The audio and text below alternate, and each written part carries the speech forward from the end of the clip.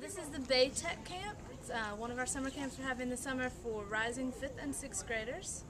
And the theme of the camp is just to be exposed to as many technologies that are used to study the Chesapeake Bay. We've done GPS, digital cameras, ROVs, which is what they're doing right now.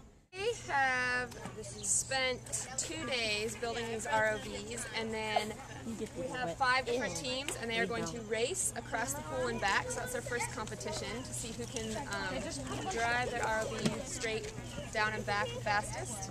And then the second competition is we have a water ring in the pool, and they have had to build in some kind of mechanism to pick up a ring underwater on their ROVs. And so the second competition is to see who can pick up the ring the fastest.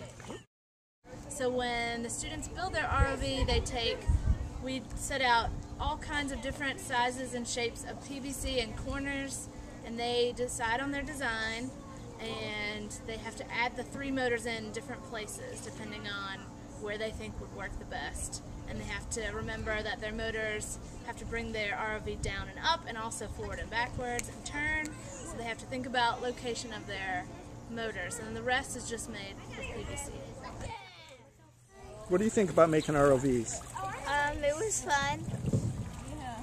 What was your favorite part of making an ROV? Probably just testing them out and putting them in the water and stuff. What's your favorite part about building ROVs? Well, we got to actually test it out and use things to catch it, like hoops, catch little hoops. Well, my favorite part about building the ROV is, well, basically the technology that you use these days. I mean, you can control that entire thing with 3 motors just with 1 controller.